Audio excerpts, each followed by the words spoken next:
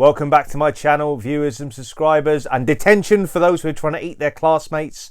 Today we're going to look at Korean series on Netflix, All of Us Are Dead. So let's get into it. And just before we talk about All of Us Are Dead, let's talk about the Dan Who YouTube channel, where I'll be on there, featured on Legends and Liquor every second Sunday, and also Joe's and Juice, which is a regular program where we talk about G.I. Joe Classified. Link in the description below.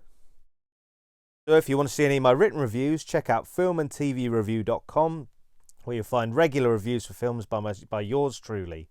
I should also mention filmandtvreview.com was ranked the number 8th podcast on the internet for film and TV reviews by Feedcast. So All of Us Are Dead is a Korean zombie horror where a group of students must survive ground zero of a zombie outbreak in their high school. If you're a fan of the very now famous Train to Busan, which is another Korean zombie film, which is even referenced in All of Us Are Dead, then this is more of the same, but the setting obviously changes from a train to a school, and it's very satisfying. And like many Korean sort of films and series, what All of Us Are Dead includes a commentary on society. So in this case, as well as flesh-eating monsters, obviously in All of Us Are Dead, there's sort of the politics and hierarchy of classroom and school kind of behaviours and structures, and also Korean society in general, and probably society in general, which is an undercurrent in the series. As I mentioned, Korean TV and films are known for taking a retrospective look at society, and All of Us Are Dead is no different. There will be minor spoilers ahead here, so if you want to go on without knowing anything, probably go and watch the series and come back and then watch my video. Yeah, so as I mentioned, I am going to talk about All of Us Are Dead, each episode in particular, and I am going to mention sort of minor spoilers, nothing probably, too spoilery, but if you do want to go into All of Us Are Dead without knowing anything, I'd say probably pause the video here, go and watch the series, and then come back and let's talk about it. So if we were going to give a breakdown of all the episodes of All of Us Are Dead, episode 1 is essentially to introduce us to the characters, to kind of give us a taste of what the relationships between the characters are, to set up scenarios for later on down the line, to show rivalries, bullying and sort of that kind of thing in the school. Yeah, and to set it all up to watch it all come crashing down by episode 2. So episode 2 is where the series really gets going, where the outbreak occurs, and we sort of see pretty rapidly the school get overtaken by flesh-eating zombies, or a lot of the students become flesh-eating zombies and teachers. There's an interesting thing in this series, but it's a bit later on down the line where you see there's not just zombies and humans, there's another element as well, but I'm gonna get into that. So in essence, episode 3, the first sort of like glimpses and examples of survival tactics by survivors, and you sort of see some of the group dynamics, rivalries, bullying that you saw in episode 1 transitions over to the survivors, but also new relationships are set up between the survivors. So it's kind of like the new status quo of the zombies, which are sort of rapidly growing, and then the survivors and how they all relate to each other. Episode 4 is kind of where we get other elements of the story. So what happens is the police start to investigate the goings on at the school.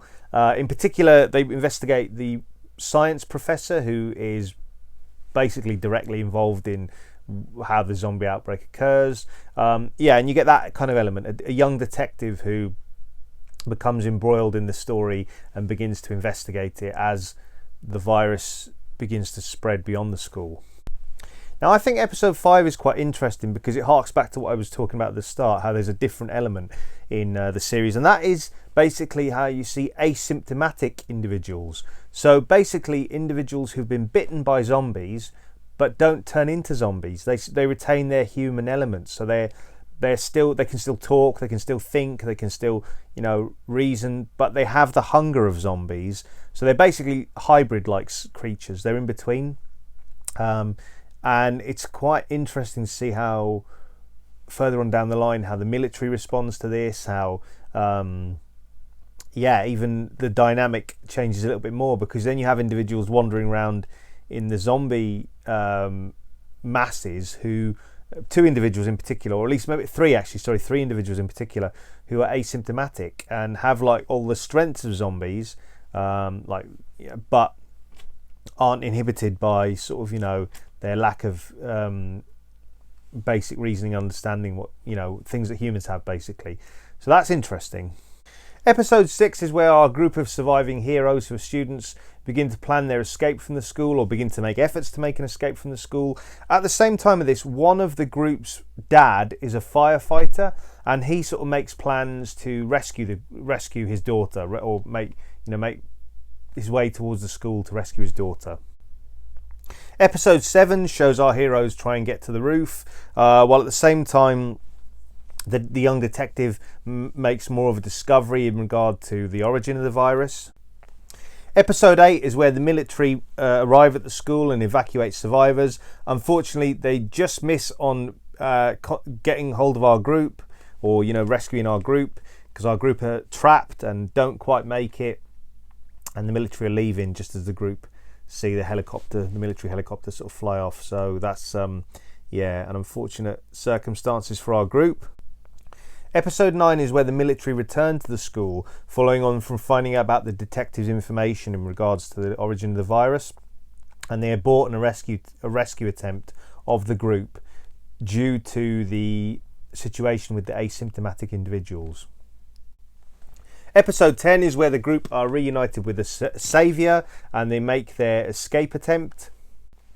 Episode 11 is where the group of school children survivors take refuge on a construction site near the school while the military take action. And episode 12, the final episode of the series, the group makes it out of imminent danger and is reunited as the series draws to a close. That's the end of my minor spoiler section. I don't think it was too bad really, I didn't give too much away. All of Us Are Dead can be heart-wrenching to watch at times, to see the loss of survivors and the loss that survivors go through, and the levels of gore the zombies can inflict as well can be a bit of a difficult watch. Perhaps All of Us Are Dead is a reflection on the COVID-19 pandemic, which does actually get a mention in the series, but it's absolutely fantastic, compelling viewing, and it's engaging, and it's definitely worth a watch. It's just great in its own right. So All of Us Are Dead gets 5 out of 5 stars from TAKTAK Toys with Film. And now let's talk action figures. So our main group of school student survivors would make great action figures for an All of Us Are Dead line, including, right at the end on the far left, Class President Namra, Nam On Jo, daughter of the hero firefighter, Lee Chen Song San, Nan Yo, Lee Song Hyuk, and school bully and hybrid human zombie asymptomatic infected Yun Ji Nam. Apologies if I butchered any of those names, but I did my best there, but yeah. So also, some generic zombie students would also be great, and teachers and general Korean citizens in a figure line. So that's my take on All of Us Are Dead. It's absolutely engaging and enthralling viewing. If you like this video, as always, please do like, comment and subscribe. It all helps the channel. Have you seen All of Us Are Dead?